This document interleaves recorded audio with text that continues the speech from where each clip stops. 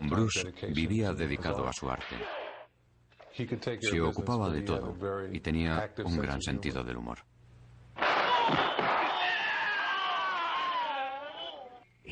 En cierto modo era todo un fanfarrón. Sin embargo, jamás presumió de algo que no fuera capaz de hacer.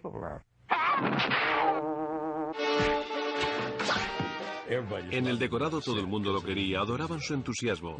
Además, con él era imposible aburrirse. No recuerdo a nadie que disfrutase tanto de la fama como él. Fue el catalizador del cambio de las artes marciales. Es una pena que no viviera para ver el impacto que tuvo. Además de ser luchador, era filósofo y maestro.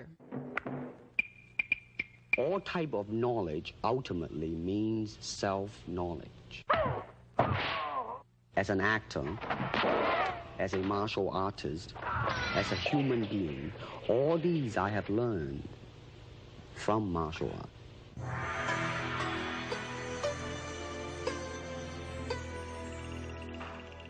Su pasión y talento le ayudaron a convertirse en una de las mayores estrellas de películas de acción que el mundo ha conocido. También fue uno de los primeros actores en superar la barrera cultural entre Oriente y Occidente.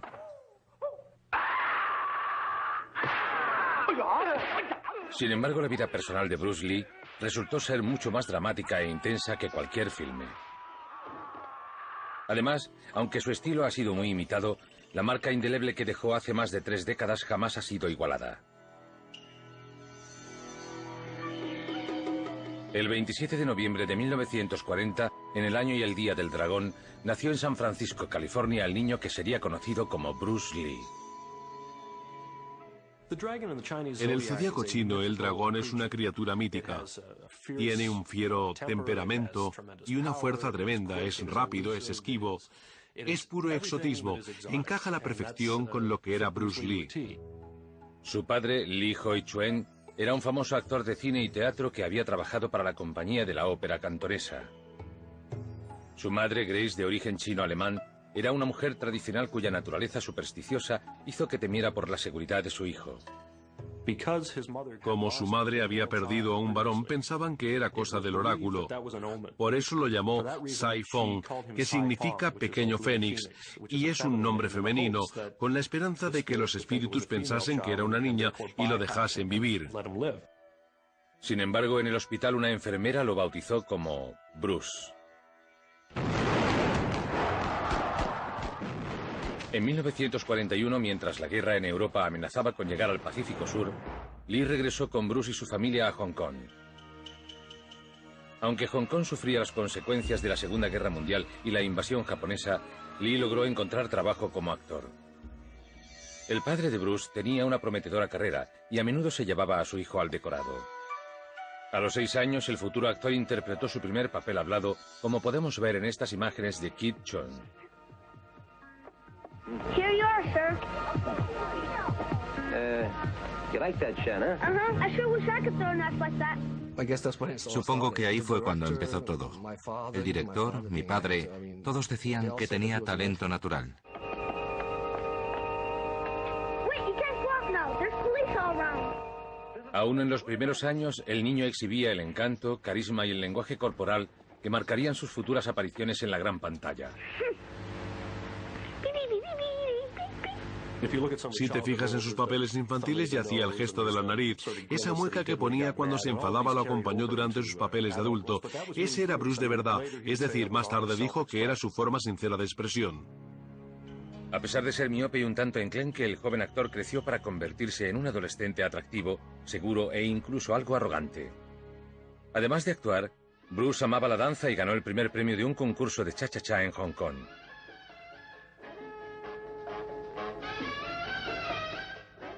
No obstante, para un joven actor y bailarín, el Hong Kong de la posguerra era un lugar duro.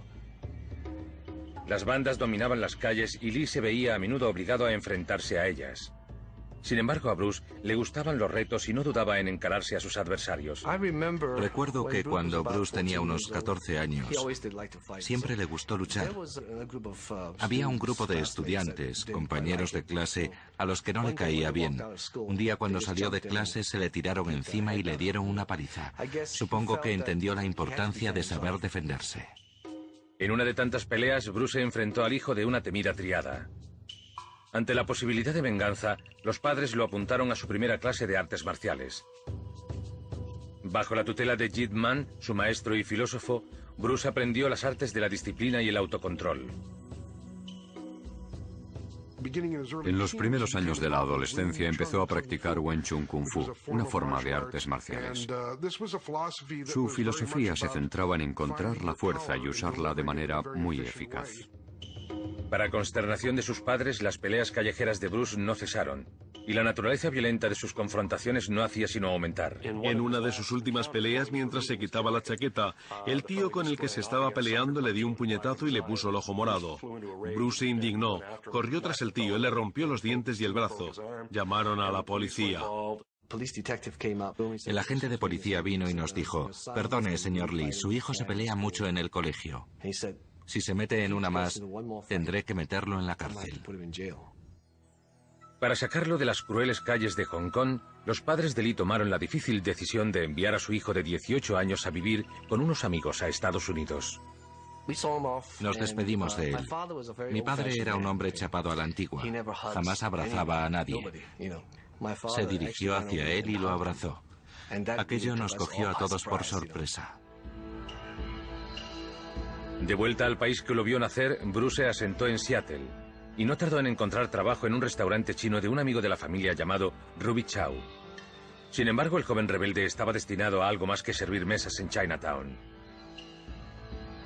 Entró en la Universidad de Washington y empezó a estudiar filosofía.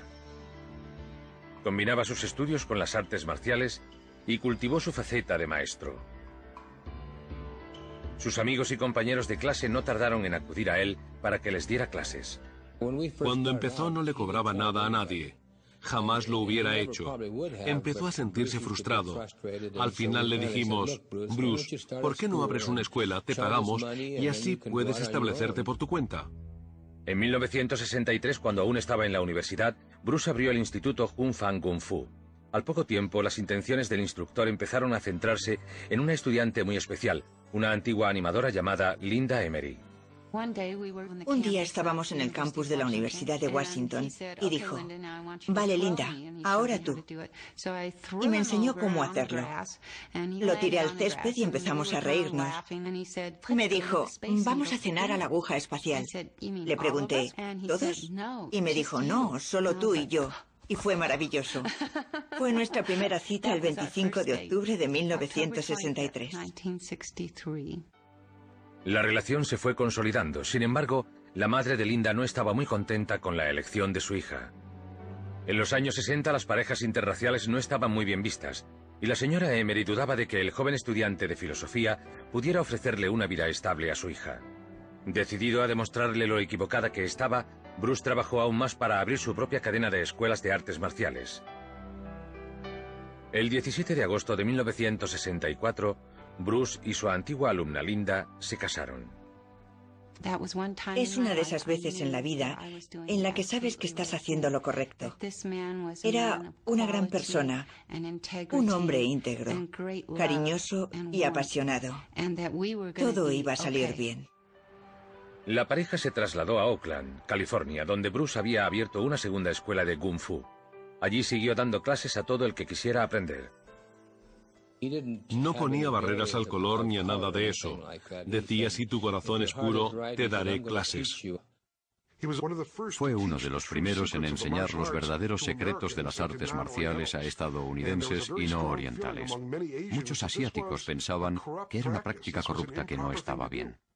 A los pocos meses de abrir su nueva escuela, Lee se enfrentó a un grupo de maestros de artes marciales hostiles.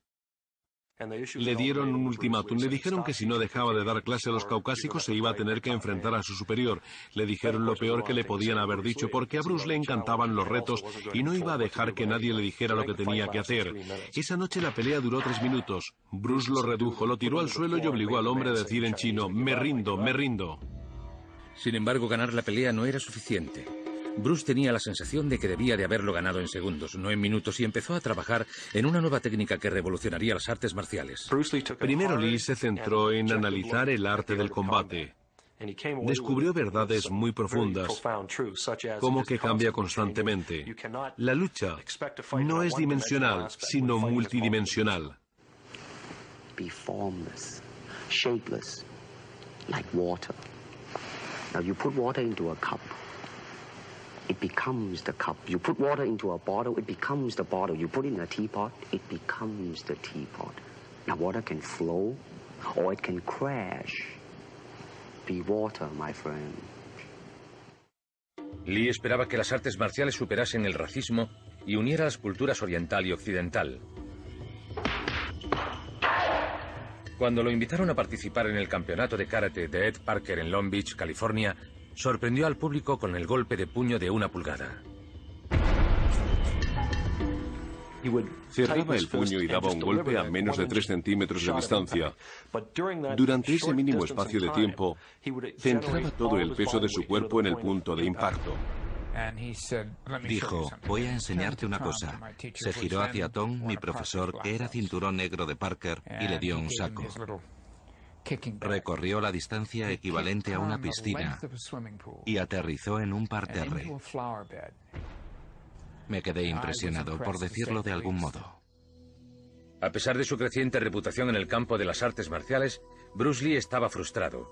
Seguía luchando porque las cosas salieran bien. Las escuelas no daban mucho dinero y el futuro se presentaba incierto. Lo que ignoraba es que la fama lo esperaba a la vuelta de la esquina.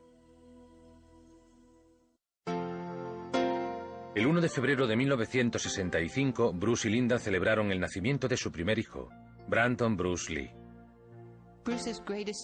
La mayor alegría de Bruce eran sus hijos. Quería tener un niño porque en la cultura china es muy importante tener un heredero varón. Quería muchísimo a su hijo. Presumía de que era el único chino rubio y de ojos azules del mundo. Una semana después del nacimiento de Brandon, Bruce recibió la triste noticia de que su padre, Lee Hor-chuen, había muerto en Hong Kong. Tras volar a casa para ir al funeral, Lee regresó a Estados Unidos más decidido que nunca a hacer que su familia se sintiera orgullosa de él. Se concentró en perfeccionar el estilo de las artes marciales, al que llamaría Jeet Kune Do o cómo interceptar el puño. Nos dijo que el Jeet Kune Do aúna varios conceptos, filosofías y estrategias que puedes aplicar en distintas situaciones. Es como un abrigo, no todo el mundo puede llevar un abrigo de la talla 42, tienen que hacértelo a medida. Pensaba que podía sacar lo mejor de varias disciplinas. Un poco de aquí, un poco de allá, un poco de boxeo, de lucha, de artes marciales, de toda clase de actividades físicas e incorporarlas a una sola filosofía. Ultimately, martial art means honestly expressing yourself. I mean, it is easy for me to put on a show and be cocky, so I can show you some really fancy movement. But to express oneself honestly, not lying to oneself, and to express myself honestly, now that, my friend, is very hard to do. Mientras Bruce dedicaba toda su energía a las artes marciales, el veterano productor de televisión William Dozier buscaba a un actor asiático para protagonizar una nueva serie de televisión basada en los clásicos misterios de Charlie Chan. Un amigo de Dozier, el estilista de Hollywood Jay Severin, vio actuar a Lee en el torneo de Ed Parker y se lo recomendó con entusiasmo. Dijo, escucha, tengo al chico que busca, se llama Bruce Lee, es un hombre atractivo con mucho carisma, voy a llamar a ver si consigo algunas imágenes, y eso hizo. En cuanto Dozier vio las imágenes, supo que tenía su hombre. Now, Bruce, just look right into the camera lens right here and tell us your name, your age, and where you were born. My last name is Lee, Bruce Lee. I was born in San Francisco in 1940. I'm 24 right now. And you worked in motion pictures in Hong Kong? Yes, since I was around 6 years old. And when did you leave Hong Kong? 1959, when I was 18. I see. Now look over to me, Bruce, as we talk. I understand you just had a baby boy? Yeah. And you've lost a little sleep over it, have you? 3 nights.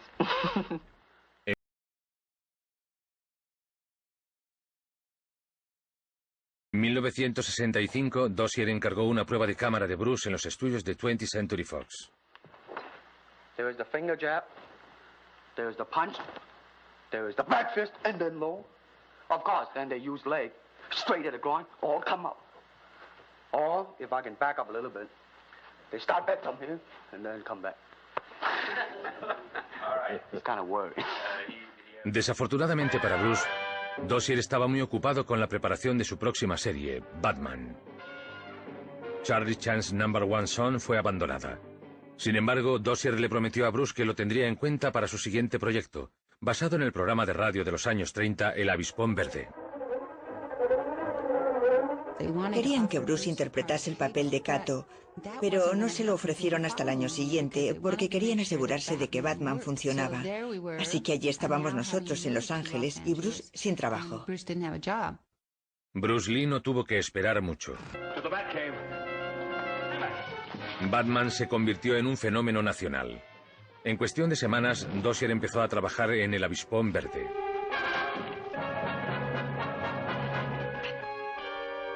No need for panic, Mr. Smith. After all, we're both on the same side of the law. Just cut us in on your racket. That's all we are after. Racket? It's getting late, boss. If we're going to be partners, Mr. Smith, we mustn't keep secrets from one another. Everything on a table where we can all see it. Admirados por la presencia en cámara de Lee y por su interpretación, los ejecutivos de la ABC aceptaron la propuesta de Lee para el papel de Kato, el chofer que luchaba contra el crimen. And now, to protect the rights and lives of decent citizens, rides the Green Hornet. Con el estreno de la serie el 9 de septiembre de 1966, Bruce Lee dio el gran salto a la televisión y a la fama. Pasó de ser instructor de artes marciales a alguien que todo el mundo veía por televisión en Estados Unidos. Nadie había visto algo semejante. Al poco tiempo, Bruce recibía tantas cartas de los fans como cualquier otra estrella. En el papel del millonario editor de un periódico llamado Britt Reed, alias El Avispón Verde, encontramos a un guapo y elegante Van Williams. Lo que más me impresionó fue su intensidad. Era muy enérgico. You know, if we ever meet up with that masked Kung Fu man again, I want him. Al tiempo que era un caballero muy agradable. Take it easy, miss. We won't hurt you. Desde el primer momento, Bruce y yo entablamos una gran amistad. Después de varios años de inseguridad financiera, Bruce trabaja en una serie de televisión. Y aunque su papel estaba supeditado al de Van Williams, estaba decidido a no interpretar a Kato como un subordinado. No quería palillos, ni coleta, ni reverencias, ni ninguna de esas cosas. Huía de la representación tradicional de los chinos. Su condición fue que no interpretaría ningún papel que degradase la cultura china. Bruce, todo un perfeccionista, se esforzó al máximo para que las escenas de lucha fueran lo más reales posible. Kung Fu es Kung Fu. It's not child's play. No tardó en entender que trabajar en televisión tenía sus limitaciones. Tuvimos que pedirle que fuera más despacio, porque en las pruebas descubrimos que se movía demasiado rápido para la velocidad de la película. La gente nunca llegó a saber lo rápido que era.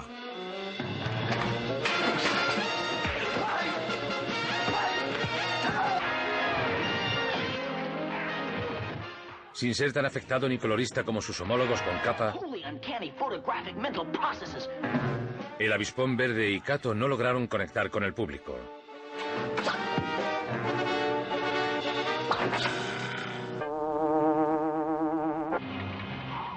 En un esfuerzo desesperado por salvar la serie, Dozier y la ABC idearon un enfrentamiento entre Batman y Robin y El Avispón Verde y Kato.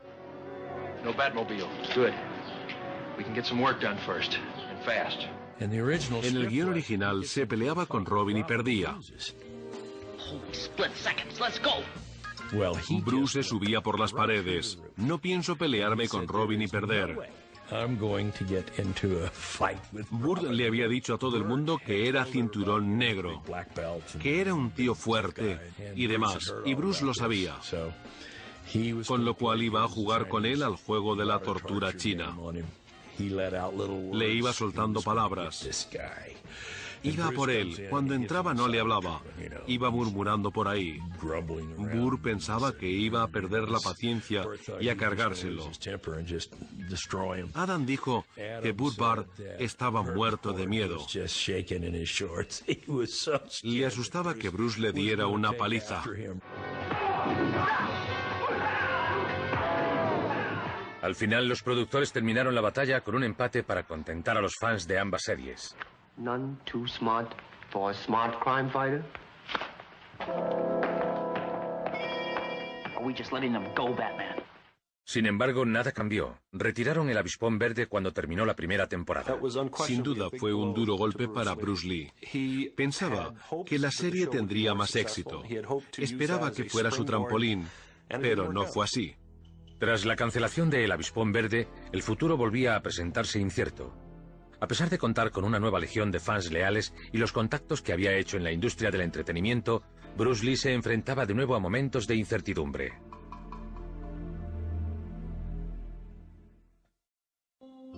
Bruce, a sus 27 años, esperaba que El Avispón Verde le hubiera abierto las puertas de la fama.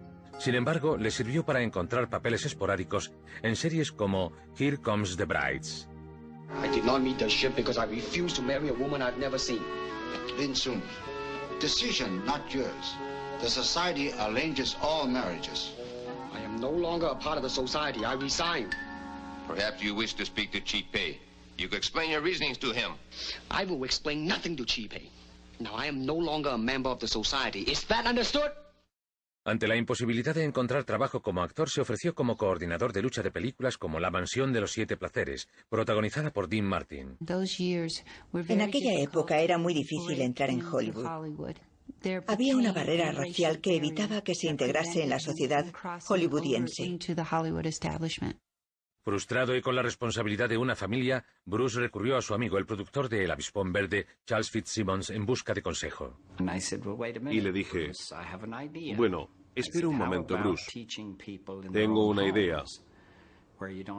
¿Qué te parece si le das clases a la gente en su casa? Y así no tienes que tener un estudio. Le expliqué que todos los hombretones de la industria del cine de mediana edad serían potenciales clientes. Bruce se convirtió en el entrenador de artes marciales de moda en Hollywood, y entre sus alumnos se encontraban James Coburn, Steve McQueen y la leyenda del baloncesto Kareem Abdul-Jabbar. No era como los demás instructores de artes marciales, que tienden a ser serios y severos. Era muy normal, muy estadounidense. Durante los entrenamientos buscaba aprovechar el tiempo al máximo. Tenías que haber hecho los deberes y estar listo para entrenar. Sin embargo, de entre todos sus alumnos, su preferido era su hijo Brandon. Brandon era un niño muy activo y no podía parar quieto. En cuanto aprendió a caminar, Bruce le enseñó a dar patadas, puñetazos y esas cosas. Brandon tenía mucha energía, igual que su padre. Bruce estaba tan orgulloso de su hijo como de su hija Shannon, que nació el 19 de abril de 1969. Brandon era muy masculino y Shannon era toda una señorita. A Bruce se le caía la baba. Era la nena de papá. Cuando nació Shannon fue como si hubiera llegado un ángel a casa. Es gracioso. Supongo que aunque sea Bruce Lee, para ti es tu padre. No éramos la clase de niños que iban por ahí diciendo, mi padre es Bruce Lee y puede darte una paliza al tuyo. Aunque estoy convencida de que sería así en la mayoría de los casos. A pesar de lo que pudieran pensar sus hijos, Bruce no era invencible. Una mañana de 1970, mientras hacía pesas, se lesionó un nervio de la espalda y no pudo entrenar durante 6 meses. Frustrado, dedicó toda su energía a refinar su filosofía del Jeet Kune Do. y empezó a escribir intensivamente sobre todos los aspectos del combate de las artes marciales. Los médicos le comunicaron a Bruce las malas noticias. Le dijeron que jamás podría volver a hacer artes marciales. Decidido a demostrarles que se equivocaban, cuando se recuperó se sometió a un programa de entrenamiento exhaustivo diario. Lo que hizo fue volver a convertir un escollo en un peldaño en su camino hacia el éxito. Quería ver cuáles eran las limitaciones y las capacidades del cuerpo humano. Daba 2000 puñetazos al día, 1000 patadas, corría 5 kilómetros al día y montaba en bici 24 kilómetros. Lo hacía todo para ver de qué era capaz el cuerpo humano. Deseoso de recuperar su carrera interpretativa, Bruce trabajó codo con el guionista Sterling Sellifin y el actor James Coburn en una idea titulada The Silent Flute, la flauta silenciosa.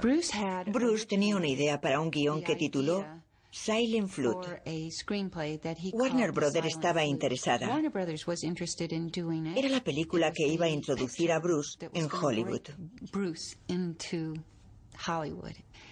Durante varios años nos aferramos a esa idea.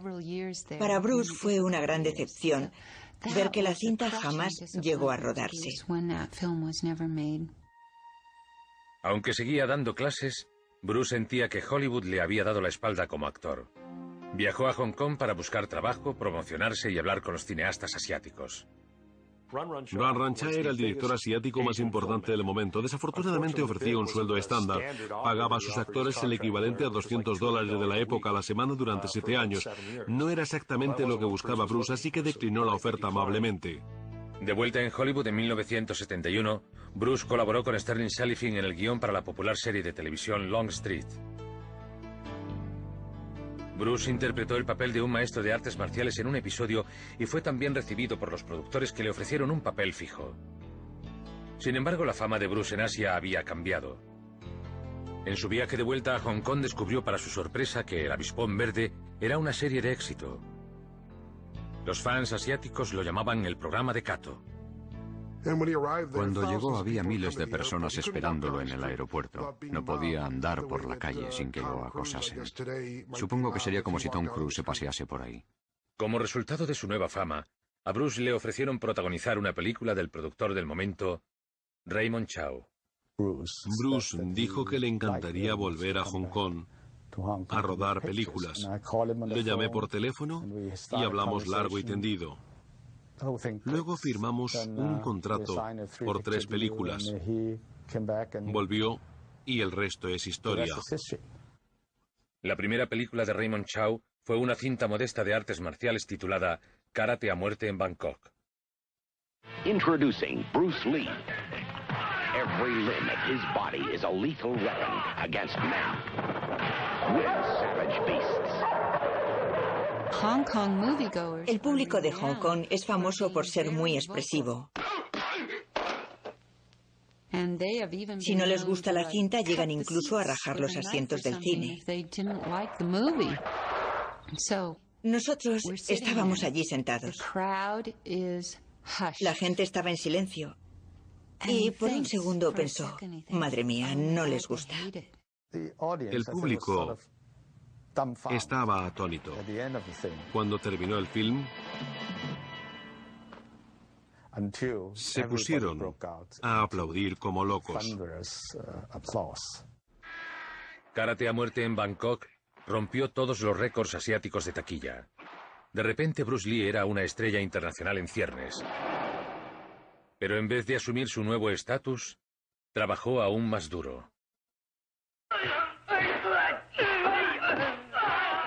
En 1972, en su siguiente película para Raymond Chow, Furia Oriental, Lee introdujo el nunchaku, un arma jamás vista en una cinta de artes marciales. De nuevo la película rompió récords de taquilla. No obstante, el éxito tiene muchas caras, y una de ellas era la del productor Run Run Cha. Con la esperanza de robarle a Bruce a Raymond Chow, le ofreció un cheque en blanco por sus servicios. Sin embargo, Bruce se mantuvo leal a Raymond Chow. Le propuso colaborar en una serie de películas. Era una oferta que Chow no podía ni decidió rechazar. Gozaba de prestigio profesional y de seguridad financiera. Lee había logrado conquistar Asia. Pero su meta real se le había escapado. Bruce Lee quería conquistar el mundo. En Hollywood los viejos hábitos perduraban, y a pesar de su fama internacional, Bruce Lee seguía siendo objeto de los prejuicios locales. Es muy difícil convencer a la gente que da la luz verde a los proyectos de que un héroe asiático puede atraer al público. They think that business-wise it's a risk, and I don't blame them. And the same way it's like in Hong Kong, if a foreigner come and became a star, if I were the man with the money, I probably would have my own worry of whether or not the acceptance would be there. But that's all right, because if you honestly express yourself, it doesn't matter. Bruce Lee, antes de irse a Hong Kong, estaba trabajando con Warner Brothers y Fred Weintraub en el desarrollo de una idea para una serie de televisión inspirada en el viejo oeste.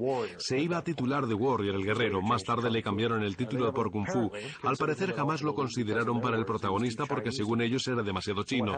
Al final le dieron el papel a un actor caucásico, David Carradine, al que maquillaban para que pareciera medio chino. Enfadado por lo que él consideraba el racismo de Hollywood, Bruce dedicó su atención y energía a su asociación con Raymond Chow. Bruce se mostró muy interesado en todos los aspectos del rodaje en El Avispón Verde y ahora supervisaba todos los aspectos de una nueva película, El Furor del Dragón. It's Lee, unleashed.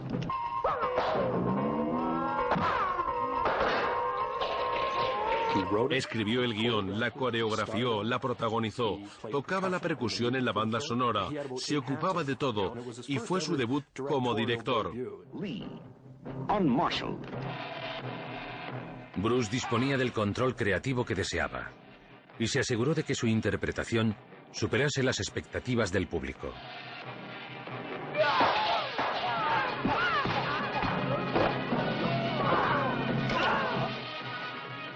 Una de las escenas más espectaculares de la película es esta escena de lucha entre Lee y su antiguo alumno Chuck Norris.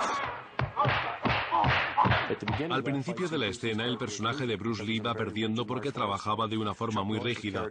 El personaje de Chuck Norris también es rígido, aunque es más fuerte y grande.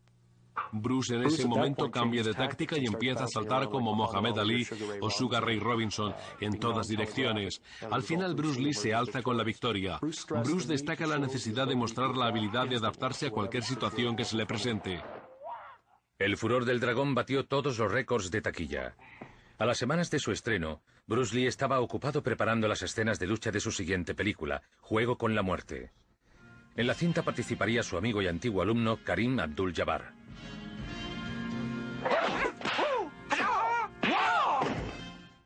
Me quedé estupefacto. Es algo con lo que había soñado, pero jamás habíamos conseguido que nadie nos diera luz verde. Fue una gran experiencia.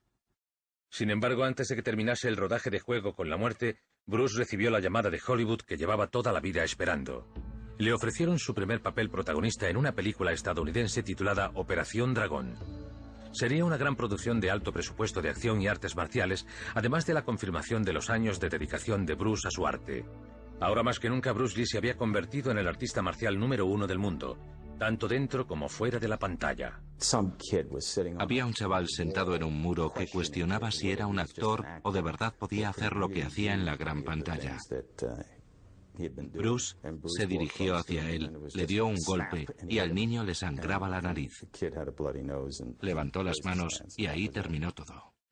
A sus ojos era como Billy el niño. La gente intentaba darle golpes cuando lo veía por la calle, pero Bruce utilizaba todo su sentido común y jugueteaba con ellos. De hecho, corregía sus movimientos con una rápida maniobra. Aunque Bruce estaba muy en forma y en su mejor momento, había algo que no iba bien. Estaba entrenando para algo que jamás llegaría.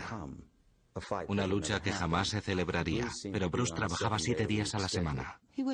Trabajaba muchísimo y lo sabía, pero si Operación Dragón triunfaba, podría elegir sus futuros proyectos, elaborar más las escenas, trabajar mejor. Así que estaba a punto de ver su sueño cumplido. El 10 de mayo de 1973, durante el montaje de Operación Dragón, en un estudio de Hong Kong, Bruce Lee se mareó y se desmayó. De camino al hospital, el estado del actor se fue agravando, aunque los médicos no supieron diagnosticar qué le pasaba. Después de realizarle una batería de pruebas, se recuperó lo suficiente para volver al trabajo. Tras completar Operación Dragón, retomó el juego de la muerte. Estaba trabajando con una actriz china que iba a participar en la película. Estaba en su casa y se quejó de que le dolía la cabeza. Ella le dio una pastilla que se llamaba Ecubiciac. Él fue a otra habitación y se tumbó. Pero cuando un par de horas después no pudo despertarlo, la actriz Betty Timpey llamó a Raymond Chow. Sonó el teléfono y me dijo, no sé qué pasa, pero no puedo despertar a Bruce. ¿Por qué no vienes? Fui corriendo a casa de Betty. Bruce estaba muy pálido. Raymond Chow me llamó y me dijo que debía ir al hospital. Cogí un taxi y recuerdo que era incapaz de preguntar si había muerto. Dije, ¿está vivo? Y me dijeron, no. El 20 de julio de 1973, a los 32 años, moría Bruce Lee, el maestro de las artes marciales. Estábamos consternados, yo no me lo podía creer. Mi madre estaba destrozada. Además, estaba muy orgullosa de Bruce. Era un hombre en su mejor momento. Y en un día se nos fue. No fue un accidente de coche, ni por una causa externa, ni sufrió enfermedad alguna. La gente necesitaba encontrar un motivo. A medida que la noticia de su muerte se extendía, también lo hacían los rumores de que su muerte no había sido accidental. Algunos se preguntaban, ¿lo habrán asesinado? Otros especulaban con la idea de que se hubiera convertido en el objetivo vengativo de las bandas de Hong Kong, o que había muerto por una maldición que le habían impuesto los maestros asiáticos de artes marciales, aún enfadados por haber revelado sus secretos a los occidentales.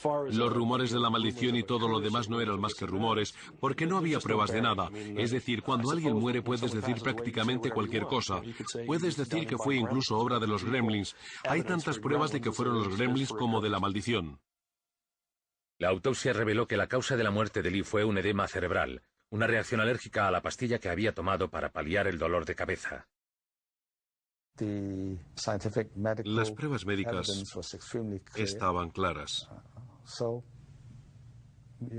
Fue un desafortunado accidente.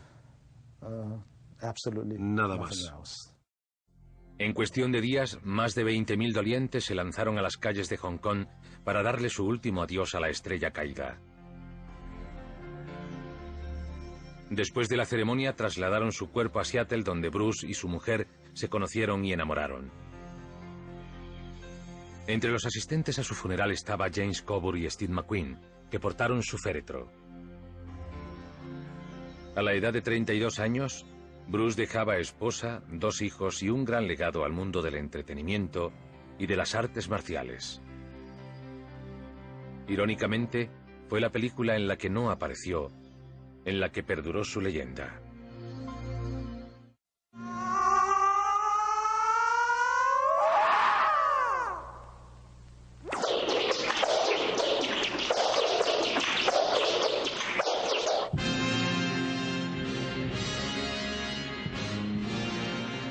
En un esfuerzo desesperado por salvar la última película de Bruce Lee, los productores contrataron a un actor que se le parecía y recurrieron a trucos de cámara que a veces resultaban ridículos.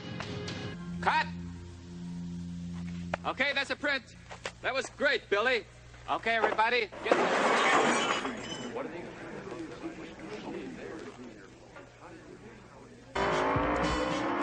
Sin embargo, ni siquiera los trucos evitaron que Juego con la Muerte fuera un gran éxito financiero.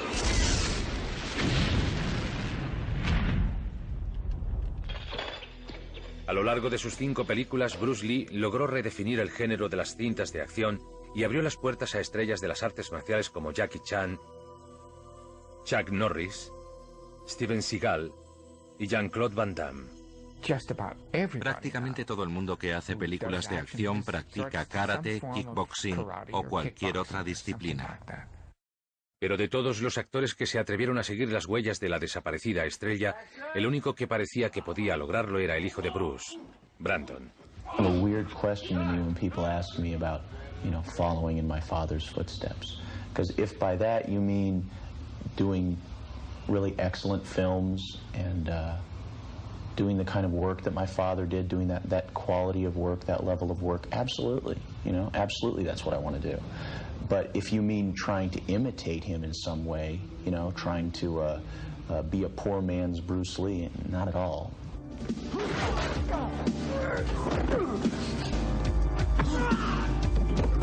I started learning martial arts with my dad right about the time I could walk, and we moved from Hong Kong to Los Angeles a lot when I was growing up as we were following my father's career around. And the thing is, I always think to myself, no matter what happens to me in my career, it's probably never going to get as weird as it already was. Tras haberse hecho un nombre por sí mismo a lo largo de una serie de películas modestas, el joven actor parecía preparado para dar el salto al estrellato en el thriller sobrenatural El Cuervo. El 31 de marzo de 1993, casi 20 años después de la muerte de su padre, Brandon Lee moría en el decorado por una pistola de fogueo. Al igual que sucedió con Juego con la Muerte, El Cuervo se terminó con dobles y efectos especiales. Por desgracia, las extrañas circunstancias que rodearon la muerte de Brandon Lee alimentaron aún más el mito de la maldición.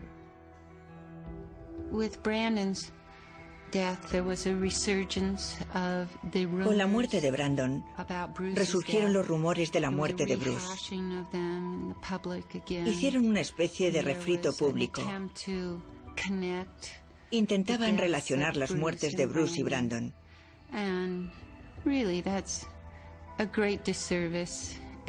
Lo que no era más que un gran despropósito y una gran tragedia. Es absurdo atribuirlo a maldiciones, falsedades y rumores. La muerte de Brandon fue el resultado de la cadena de acontecimientos más desafortunados y extraños que se podían haber producido.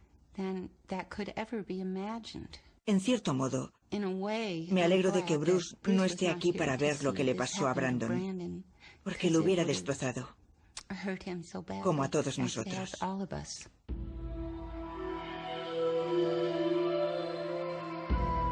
Para millones de personas en todo el mundo, el nombre de Bruce Lee brilla con más fuerza que nunca.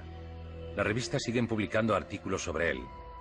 Tiene muchísimos clubes de fans, y su filosofía de las artes marciales sigue atrayendo a muchísimos devotos seguidores.